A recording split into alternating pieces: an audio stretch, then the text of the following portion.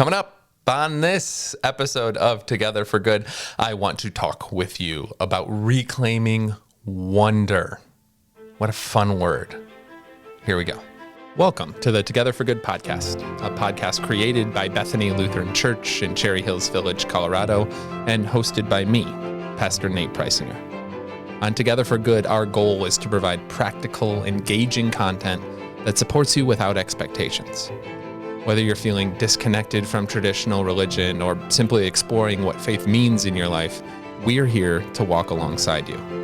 No matter where you are on your journey of faith, we're glad you're here. Welcome to Together for Good.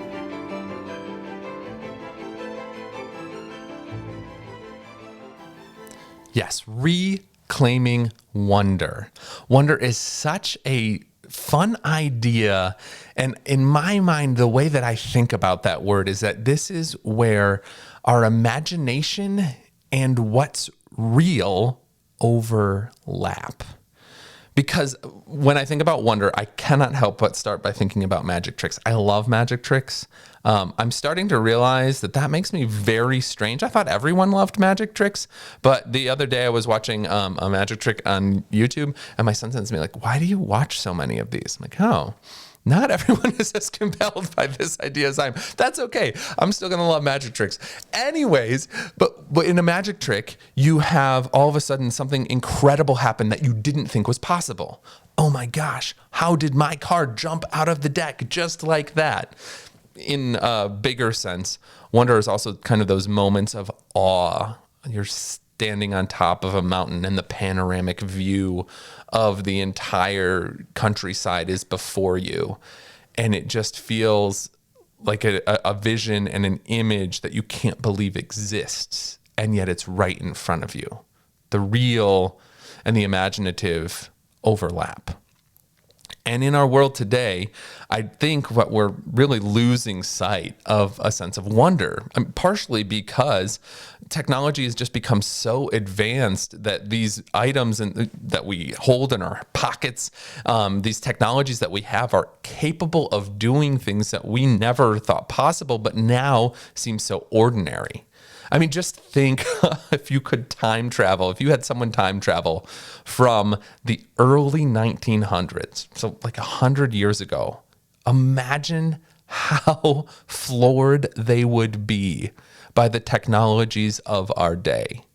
The cell phones in our pocket and all that they're capable of. Artificial intelligence, all of these large language models that can compute incredible. I mean, I'm still amazed by what AI is capable of.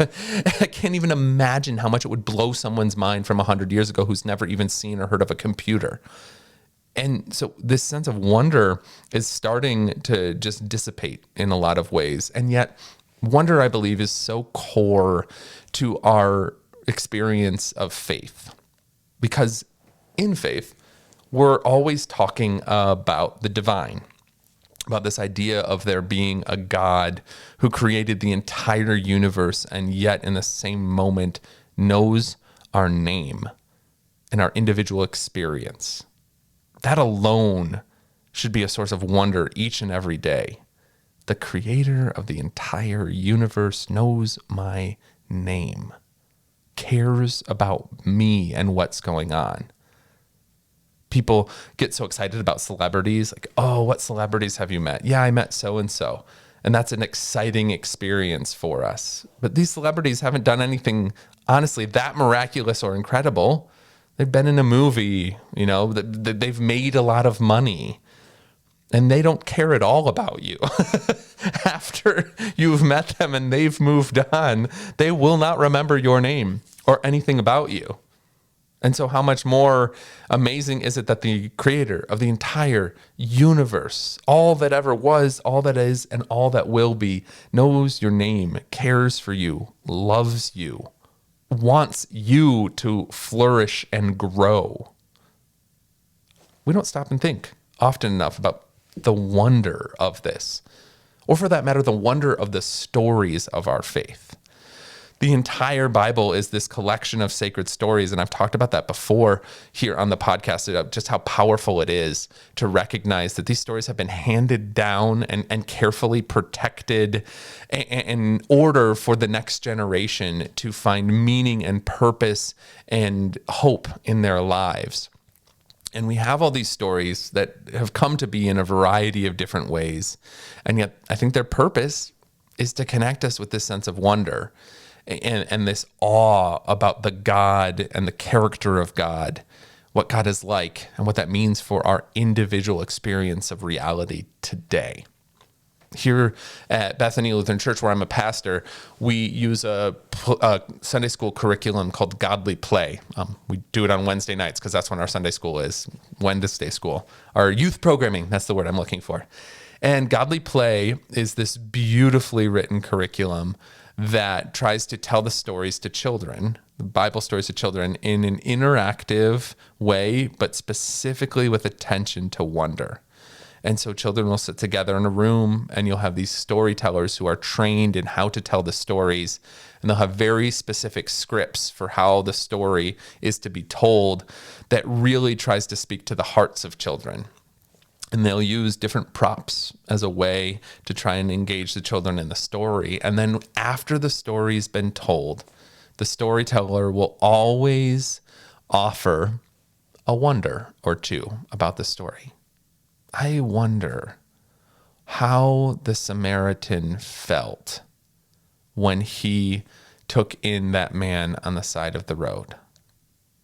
I wonder who you are in this story. I wonder if this story would be different if we got rid of a certain character. Those are the leading questions that the storyteller will offer. And then the children are encouraged to share their wonderings as well.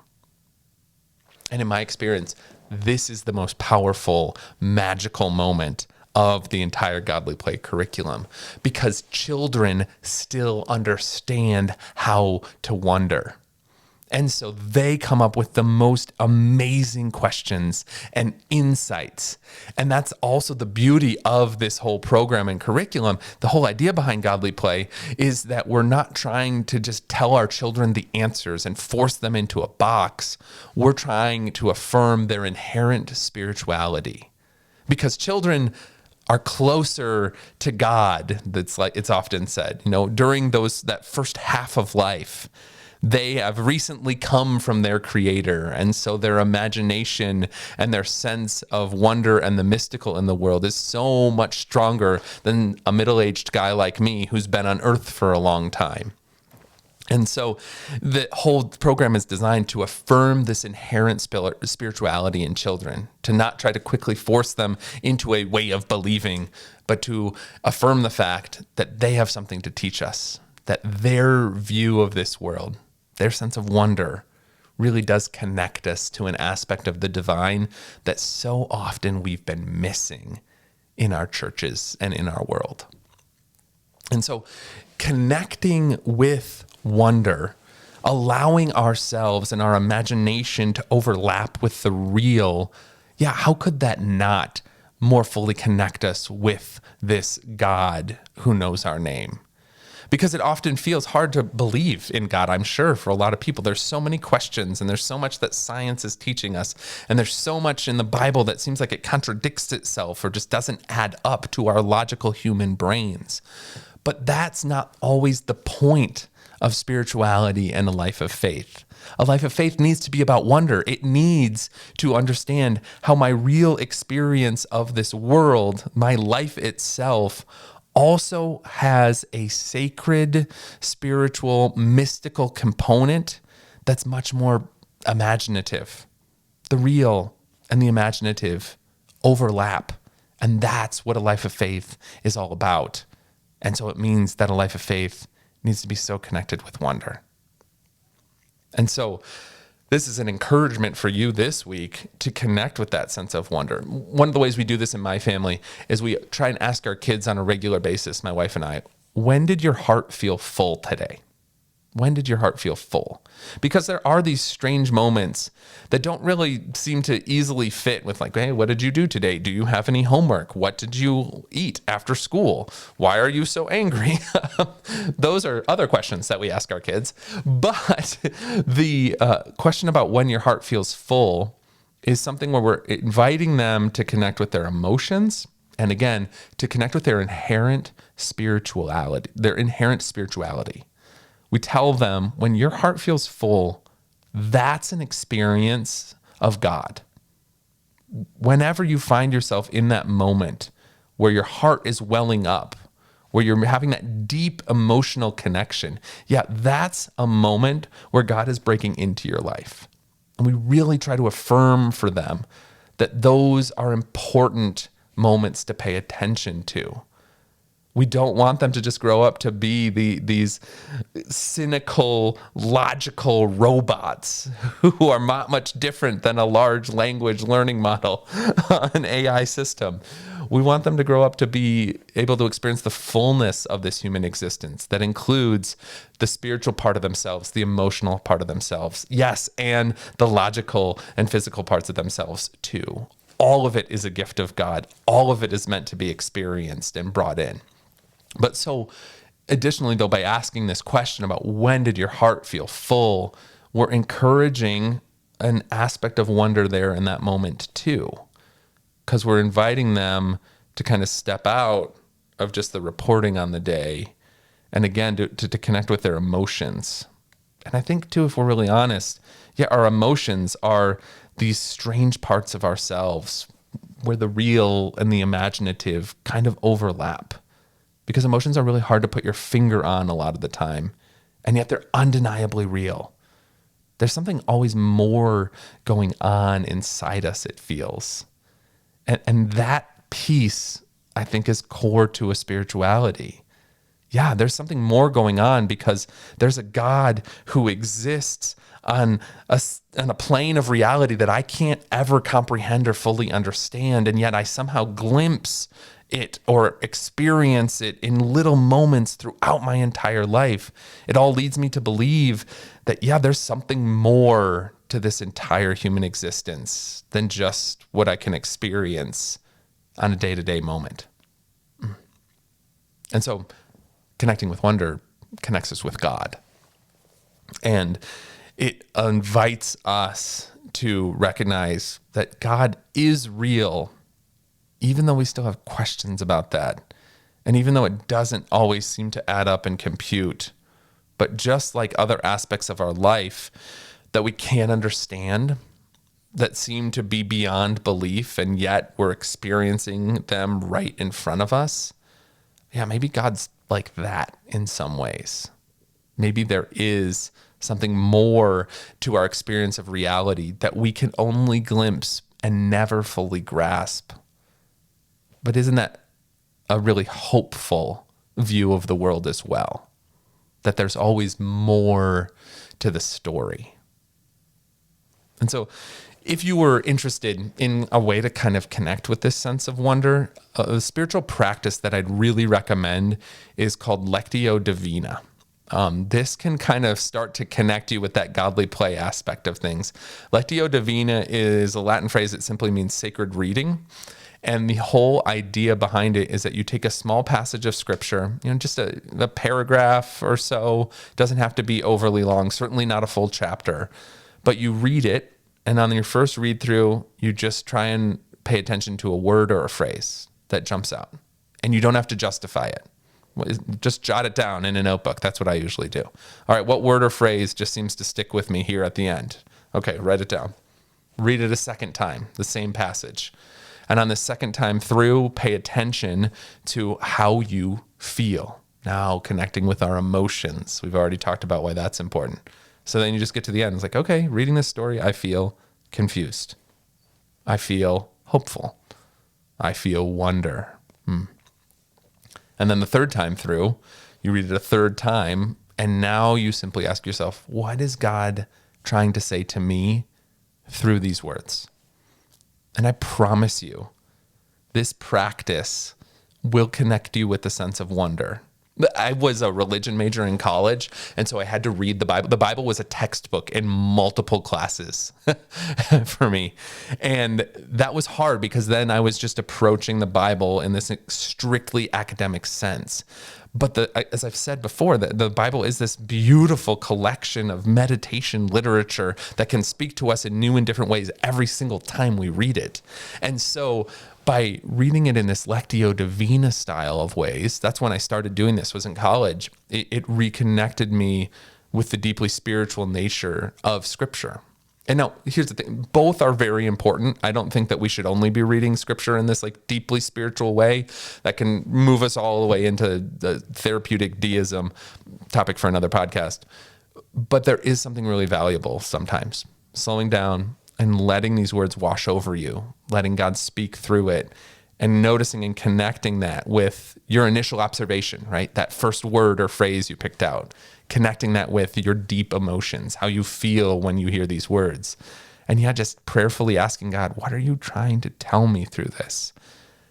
I promise you'll have experiences of wonder where you'll see a familiar passage of Scripture like you never have before. Or you'll sense that God really is trying to reach out of the page to tell you something, to guide you, to forgive you, to love you in the midst of a difficult moment or circumstances. More than anything else, I encourage you to open yourself up to wonder, to try and connect with that again, whatever that might look like. Maybe it's through music. Maybe it's through going on a hike and seeing beautiful scenery. Maybe it's through knowledge. I know scientists and researchers who are continually encountering wonder through their deep academic work. That's beautiful. That's wonderful. And I invite you to see that as a connection point with your Creator and God. There's some thoughts about reclaiming wonder. I think it could be really valuable for our world today, where we've just become so logical and driven and orderly, and really valuable for our church today as well. Because this is the final piece I wanted to say. Religion can often get into just being about control. And I don't think that's ever what it was supposed to do for us. I don't think a life of faith is just about being controlled. And yet that's so often what we boil it down to. Like, all right, here are the morals that we need to follow. Here are the rules that are important. Here are the traditions that we will live by. All good things. But if we just keep our experience of faith in that realm, we're going to miss out on so much more of what God is trying to give us. And so that's where wonder comes in. Don't lose sight of wonder. As always, thank you for listening or watching. Hope this was valuable for you. I hope you find some wonder this week. Please feel free to share this with a family member or a friend who might need encouragement on wonder. And as always, stay in peace, everyone. Thanks for listening to this episode of the Together for Good podcast, brought to you by Bethany Lutheran Church in Cherry Hills Village, Colorado.